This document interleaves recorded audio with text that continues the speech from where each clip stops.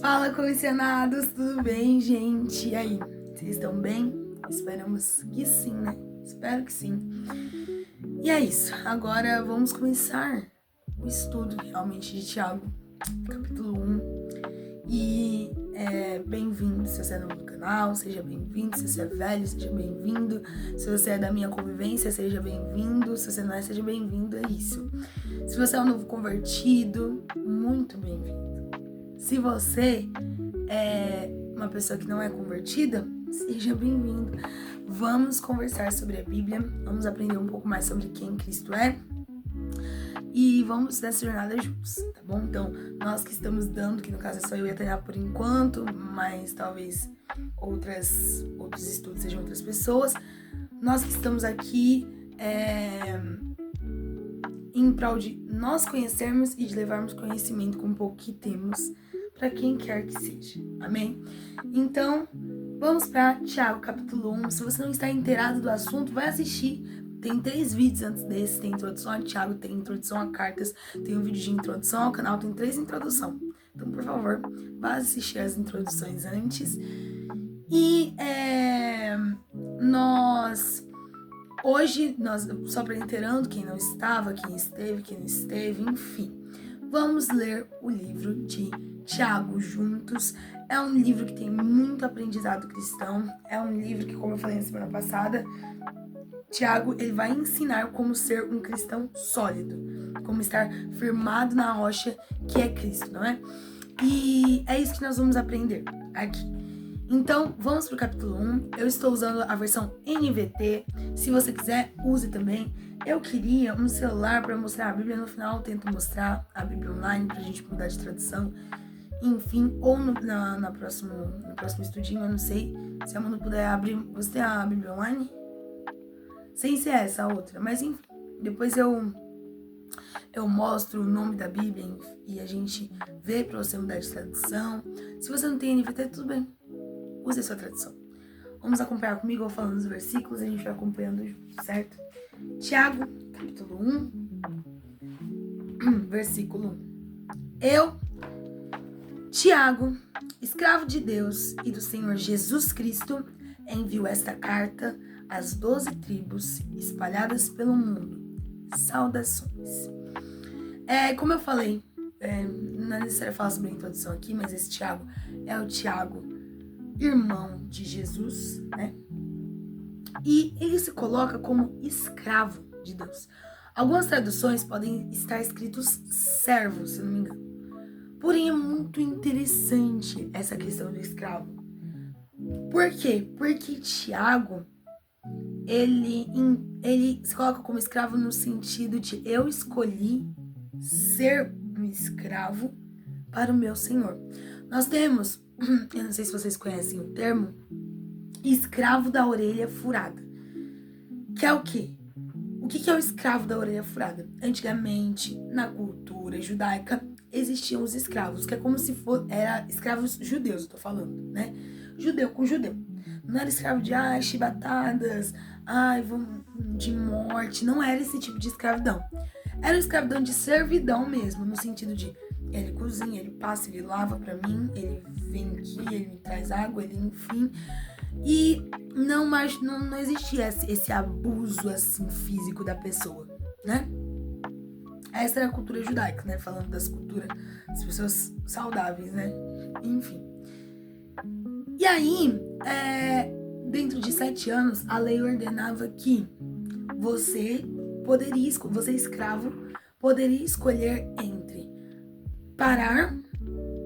deixar de ser escravo e sair da casa do seu senhor ou continuar sendo pertencente ao seu senhor. E se você escolhesse continuar, o que acontecia? Eles iam até a porta e furavam a sua orelha como um símbolo de eu escolhi ficar, eu escolhi ser escravo da orelha furada. Isso é tão lindo. Por quê? Porque quando um apóstolo, no caso Tiago, que não sei se pode ser chamado de apóstolo, mas enfim, ele se denomina como escravo, ele está dizendo, eu entendi quem o meu Senhor é e eu escolho pertencer para sempre com o meu Senhor. esse ambiente é tão confortável, não no sentido de, ai, não faço nada, mas no sentido de eu sei quem eu sou. É nesse ambiente que eu sei quem eu sou, porque a minha identidade eu encontro em Jesus. E eu decido permanecer no meu Senhor. E nós temos que ter esse coração de escravos da orelha furada. Então ele se denomina como escravo. Eu queria rapidamente citar Oséias 11:4, que fala assim: guiei Israel com meus laços de amor, com minhas cordas de amor. Tem um louvor da Tamires Garcia que ele fala: você me leva ao deserto para falar de amor.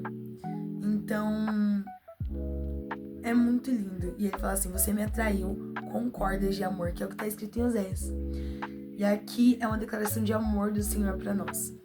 Ele fala: eu atraí vocês com as minhas cordas de amor. Por isso que nós íamos tomar posse desse amor que é nos entregue. E assim como antigamente, nos colocarmos na posição de escravos da orelha furada, que escolheram ficar porque entendem quem é o seu Senhor. Amém? E nós vamos continuar. Ele fala assim: e do Senhor Jesus Cristo envia essa carta às 12 tribos espalhadas pelo mundo. Saudações. Como eu falei no contexto, essas 12 tribos são os cristãos perseguidos que agora estão espalhados por localidades diferentes. Por isso, vamos ler o capítulo 1, pensando em que Tiago escreveu, pensando neles que estavam espalhados, mas que as coisas espirituais transcendem o tempo e chegam até nós agora no século 21. Versículo 2 da minha Bíblia, NVT, está escrito fé e perseverança. Meus irmãos, considerem motivo de grande alegria sempre que passarem por qualquer tipo de provação, pois sabem que, quando sua fé é provada, a perseverança tem a oportunidade de crescer. E é necessário que ela cresça, pois, quando estiver plenamente desenvolvida, vocês serão maduros, completos, sem que nada lhes falte, não é? Nós observamos, eu vou usar uma colinha de algumas anotações aqui, sobre essa questão, no sentido de que ele vai começar falando assim, que qualquer provação, então ele está falando de provações, não é tipo, estão me caluniando, mas qualquer provação, no sentido da provação de um mundo que já está caído, que já está derrubado pelo pecado. Então, são doenças, né? Talvez uma doença difícil de se lidar, que é o quê? Que é o câncer, que é uma doença difícil.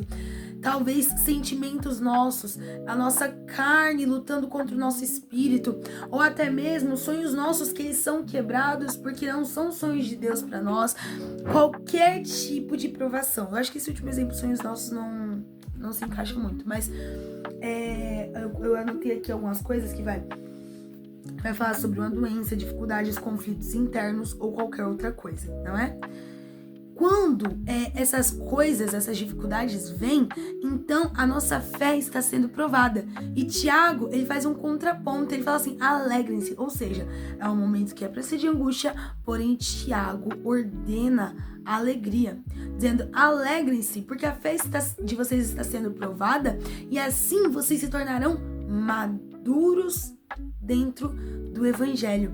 E isso é muito profundo. Por quê? Porque maduros dentro do evangelho você exercer uma intimidade com Cristo em um nível profundo, capaz de chegar a um nível mais fundo, a um nível de mais profundidade em Cristo.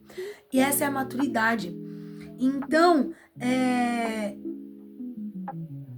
quando a nossa fé é provada, é aí que nós temos que nos apegar a Cristo, para nos tornarmos maduros na fé.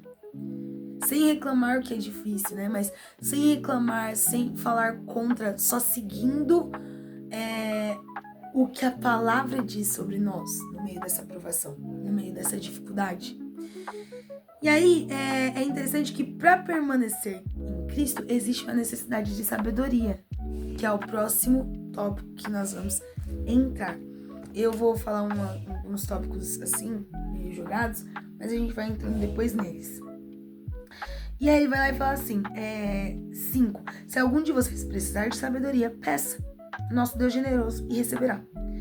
Ele não os repreenderá por pedirem, mas quando pedirem, façam-no com fé, sem vacilar. Pois aquele que duvida é como a onda do mar empurrada e agitada pelo vento. 7. Ele não deve esperar receber coisa alguma do Senhor, pois tem a mente dividida e é instável em tudo que faz. É o versículo 8. O que acontece? É interessante porque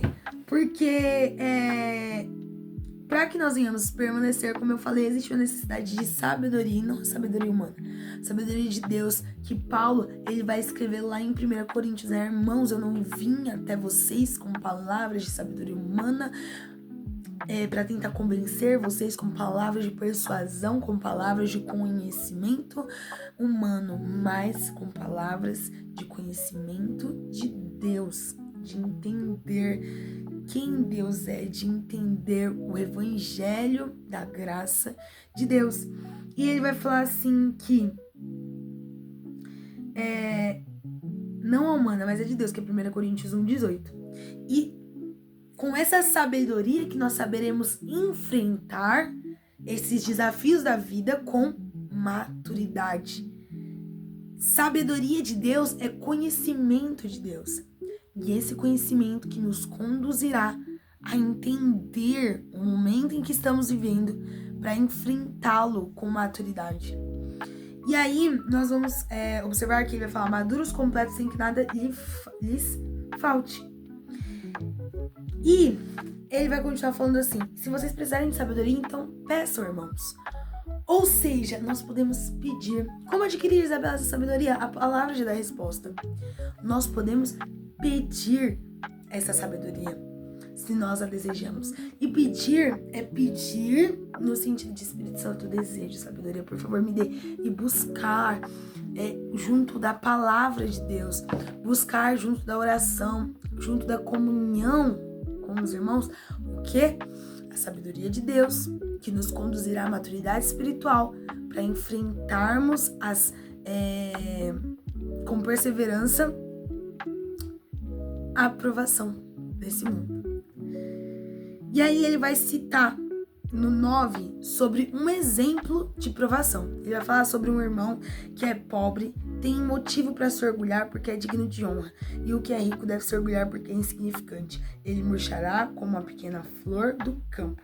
O sol quente se levanta e a grama seca, e a flor perde o vício e cai a sua beleza e desaparece. Da mesma forma, murchará o rico em todas as suas realizações. Essa parte do texto eu gosto muito na NVI, porque eu acredito que ele vai trazer uma clareza melhor pra gente, que é o quê?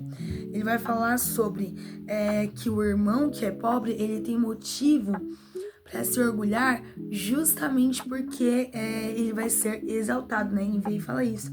Mas não é exaltado no sentido, um dia ele vai virar rico, ou um dia ele vai conseguir a casa dos sonhos dele, não. Até ela vai falar sobre isso mais pra frente, nos próximos estudos.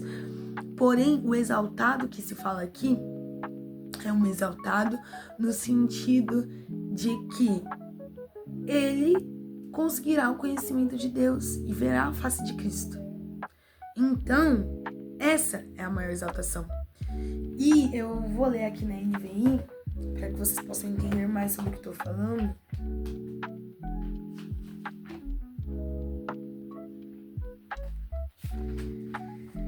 Que fala assim,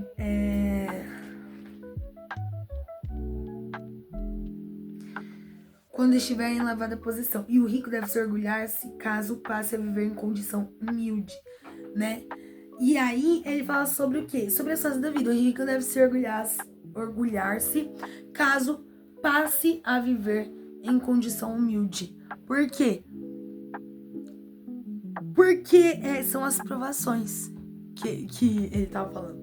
A aprovação de você ser pobre, não ter o dinheiro, enfim, não ser exaltado de maneira rica, mas ser exaltado em conhecimento de Deus. Por isso, ele se orgulha não nele, mas em Cristo. E deve se orgulhar o rico porque ele, se ele for colocado também em condição humilde. E humildade não é no sentido de como que aquela pessoa é boa, até porque ninguém é bom, mas humildade no sentido de que de que eu entendo que eu sou submissa a Deus, que a minha vida é quem comanda é o Senhor, que o meu dinheiro pertence na verdade ao Senhor, que eu não vou reter dinheiro pra mim.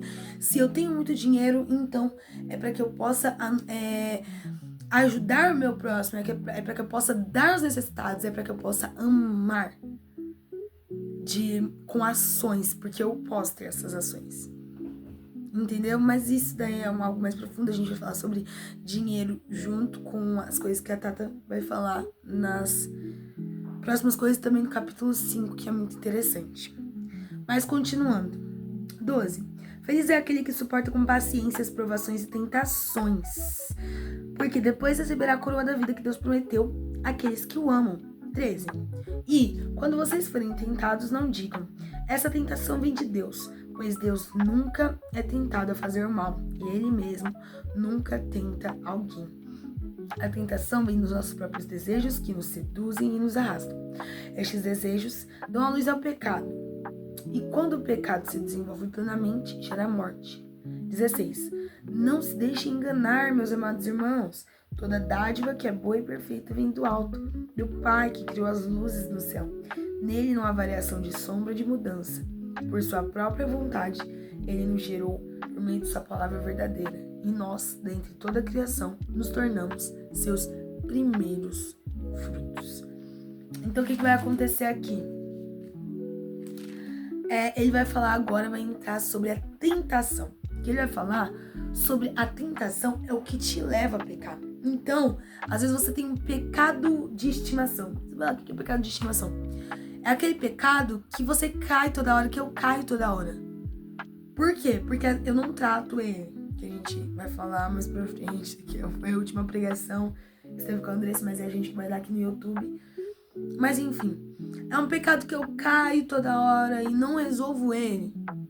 Não trato ele com o Espírito Santo. Não confesso pro Espírito Santo. Ou confesso, mas eu acabo sempre deslizando. E eu sempre tenho o quê? Um gatilho pra mim cair nesse pecado. Que é o que? A tentação. Eu sou tentado a isso. Às vezes eu olho para um lugar, assisto uma coisa, vejo algo e eu sou tentado e caio. Eu falo, não, mas isso é uma aprovação, é Deus tá me provando, Deus tá me testando para que eu venha resistir. Não, o Senhor, Ele nunca nos levará a pecar. Então, existem as provações da vida, né? Que é o que a gente falou, que são as aflições de um mundo caído. O mundo já é do maligno, nós temos que enfrentar lutas internas em nosso espírito e nossa carne.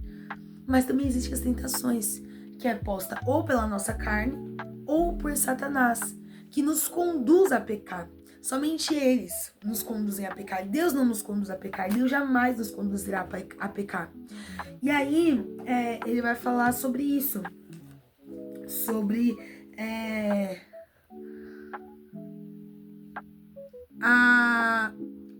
a tentação, que são desejos carnais ou algo que Satanás coloca.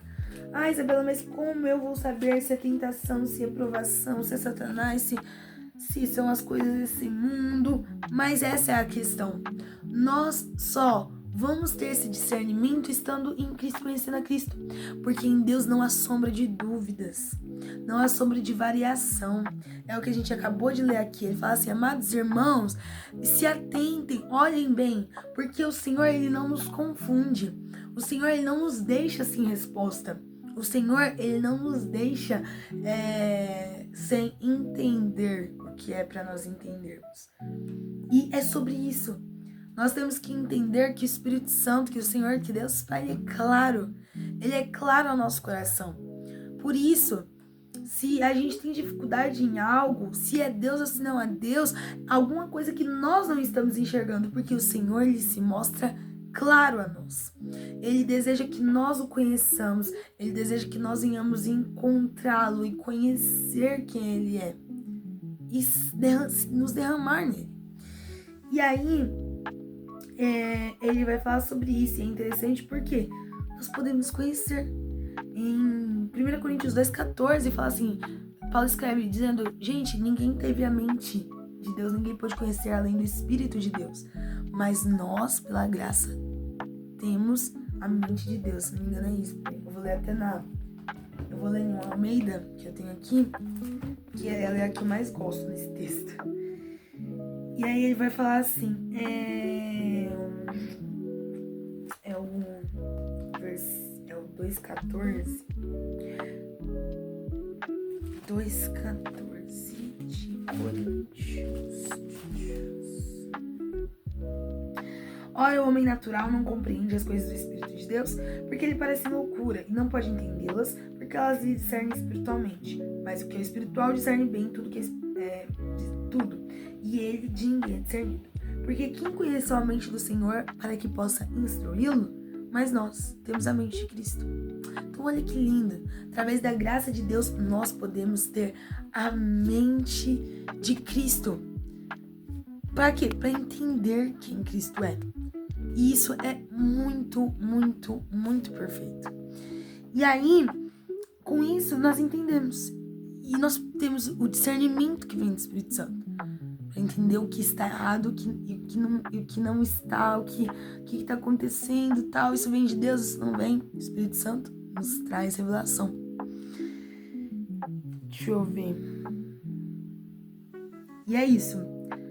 Queria só voltar para o texto 12, o versículo 12, que fala: feliz é aquele que suporta com paciência as provações e tentações, porque receberá a coroa da vida. Então, no final, tudo é sobre a coroa da vida, que não é sobre nós, mas é sobre vermos a face de Cristo. E aí, nós temos agora outra parte que a gente tem que correr porque o nosso tempo já está curto. Ouvir e praticar, que fala no 19. Entendam isso, meus amados irmãos. Estejam todos prontos para ouvir, mas não se apressem em falar nem se irar. 20. A ira humana não produz a justiça divina. Portanto, removam toda impureza e maldade e aceitem humildemente a palavra que lhes foi implantada no coração, pois ela tem o poder para salvá-los. 22. Não se limitem, porém, a ouvir a palavra, ponham-na em prática. Do contrário, só enganarão a si mesmos. 23.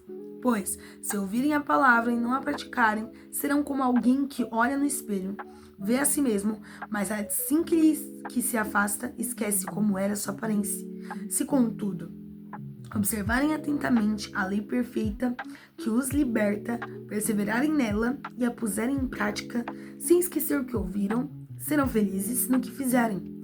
Se algum de vocês afirma ser religioso, mas não controla a língua, engana a si mesmo, e a sua religião não tem valor. A religião pura e verdadeira aos olhos de Deus, o Pai, é essa: cuidar dos órfãos e das viúvas em suas dificuldades e não se deixar corromper pelo mundo.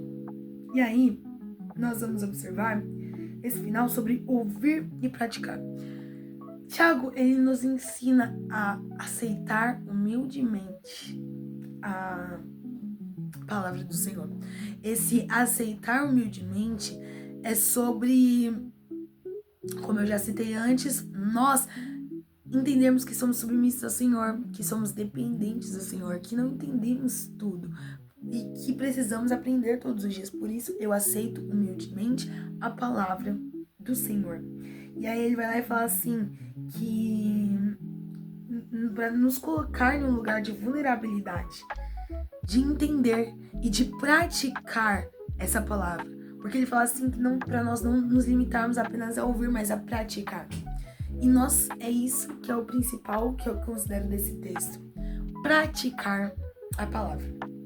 Por fim, ele fala sobre a verdadeira religião, que é o amor.